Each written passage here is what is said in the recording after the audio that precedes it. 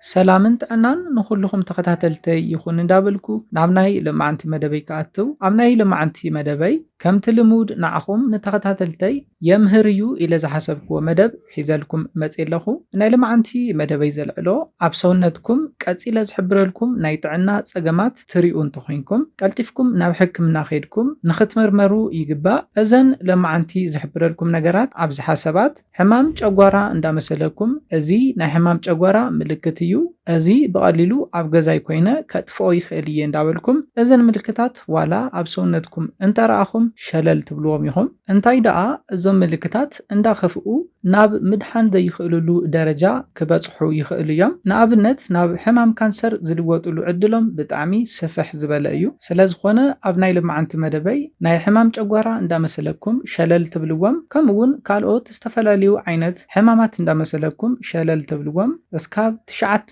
ملكتات كحبرلكم إيه اسكاب ناي مدبي فتصامة حابيركم نصنحو نزي channel حدشت زغونكم سابسكرايب بمقبارن نتا ناي دول ملكت بمنكان استفلاليو ناي طعنا ناي صوتاو ركب كمون نحدارن ناي فقرن هيوت انفورميشن ترخبولو channel سدران هتكونو بخبري حتت مدبنا نابزحات بصيحو تمهرتي نخوصدلو لايك جيركم جمروو سدران زغونكم مني اندامسجنكو نام مدبي كملس فلما بزعبا ناي حمام جغورا كحبرلكم زلن حساب الله بفلاي عدمكم كاب 55 عامت نلعل زخونكم حمام جغورا بتدغاغامي زساقيكم سبات بتعمي تقديسكم كترأي ولكم كمون عدمكم كاب 55 نلعل خوينو بتدغاغامي حمام جغورا زغاطمكم انت خوينو نمنتاي يغاطمكم كمزلو كاب سرو اصريكم بمفلات نزي حمام ملعل زخونه نجر اصريكم فليتكم نايتي حمام ملعليو كتطف ولكم ኮይኑ ግና ዕድመኹም ካብ 55 ዓመት ንላዕሊ ኮይንኩም ብተደጋጋሚ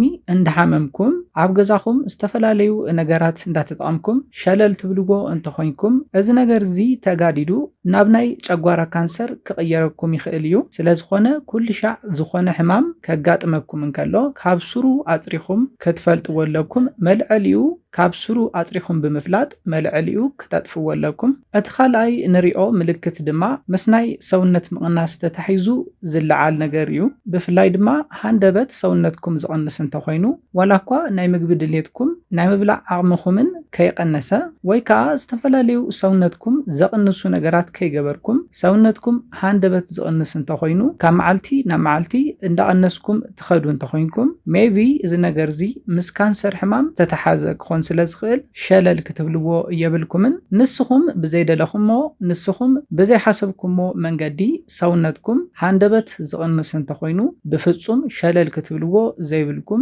ኣገዳሲ ነገር ከም ዝኾነ ክትፈልጡ ኣለኩም ኣብ መበል ሳልሳይ ንሪኦ ምልክት ድማ ምግቢ ክትሕጡን ከለኹም ዘጽግመኩም እንተኮይኑ እዩ እዚ ድማ ብፍላይ ምንም ዓይነት ሕማም ከይሃለወኩም ሃንደበት ምግቢ ኣብ ትሕጡሉ ግዜ ዝተሓናነቐኩም ምውሓጥ ዝኣብየኩም እንተኮይኑ ከምኡውን እዚ ነገር እዚ እንዳገደደ ዝኸይድ እንተኮይኑ ሜይቢ ናይ ጎሮሮ ካንሰር ክኸውን ስለዝኽእል ከምኡውን ናይ ላዕለዋይ ናይ ጨጓራ ካንሰር ክኸውን ስለዝኽእል ነዚ ነገር እውን ኣስተውዒልኩም ብፍጹም ሸለል ክትብልዎ የብልኩምን ናብ ሕክምና ከይድኩም ኣድላይ ዝኾነ ምርመራ ኣብ ግዜኡ ክትገብሩ ኣለኩም ምክንያቱ እንታይ እዩ ሸለል እንዳበልኩም ግዜ እንተሕሊፍናሉ ናብ ዝገደደ ስቴጅ ክበጽሕ ስለዝኽእል እዩ ኣብ መበል ራብዓይ ንሪኦ ምልክት ድማ ኣብ ጎሮሮኹም ከባቢ ናይ ጎሮሮ ምሕባጥ ዘጋጥመኩም እንተኮይኑ ብፍጹም ነዚ እውን ሸለል ክትብሉ የብልኩምን ምስተፈላለዩ ካንሰራት ዝተተሓዘ ምልክት ክኸውን ስለዝኽእል እዩ ናይ ጎሮሮ ምሕባጥ ኣብ ጎሮሮኹም ከባቢ እንተጋጢምኩም ቀልጢፍኩም ናብ ሕክምና ብምኻድ እዚ ናይ ጎሮሮ ምሕባጥ ብምንታይ ምክንያት ከም ዝተለዓለ ከተረጋግጹ ኣለኩም ምክንያቱ እንታይ እዩ ናብ ዝኸፍአ ናይ ጎሮሮ ካንሰር ክቅየር እውን ስለዝኽእል እዩ ኣብ መበል 50 ንሪኦ ምልክት ድማ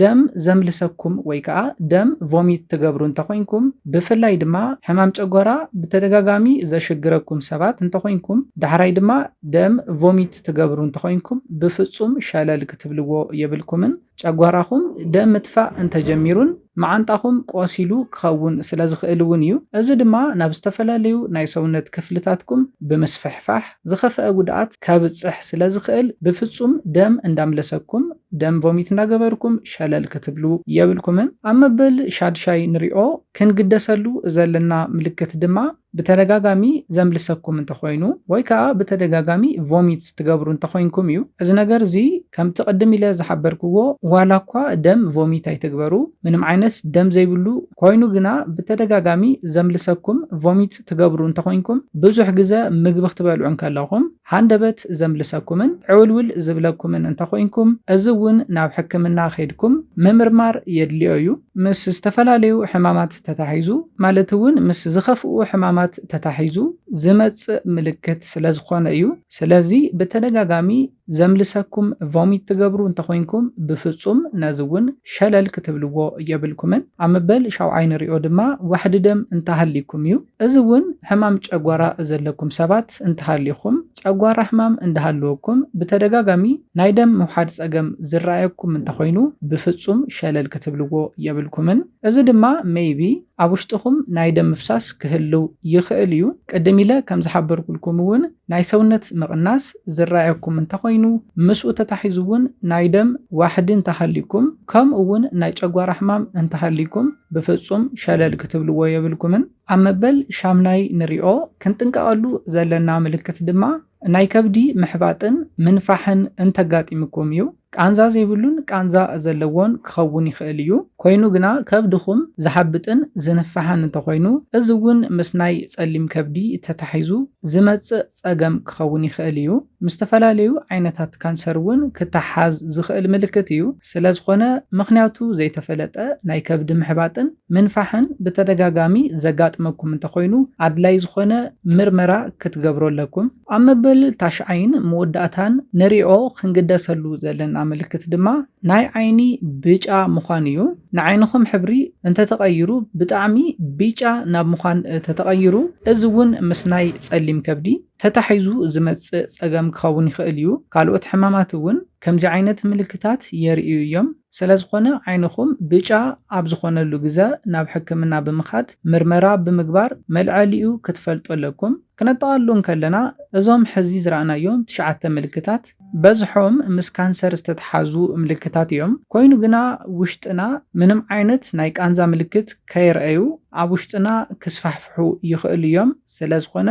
ለማዓንቲ ጽባሕ ከይበልኩም ናብ ሕክምና ብምኻድ እዞም ሕማማት ከይተጋደዱ ክትበጽሑ ኣለኩም ነዚለ ናይ ለማዓንቲ መደበይ በዚ ክዛዝም ካብ ናይ ለማዓንቲ መደበይ ዝኾነ ሓድሽ ነገር ከም ዝሓስኩም ተስፋ ይገብር ነዚ ቻነል ሓደሽቲ ዝኾንኩም ሳብስክራይብ ብምግባርን ነታ ናይ ደውል ምልክት ብምንካን ክትተባብዑናን ስድራ ክትኮኑናን ብኽብሪ ሓትት መደብና ናብ ብዙሓት በፂሑ ትምህርቲ ንኽወስድሉ ላይክ ሼር ግበርዎ ሓሳብ ርእይቶኹም ብኮሜንት ኣብፅሑና بخالي مدب بخالي حساب سكام دراخب سلام انتعنا نخلاتنا يعني لي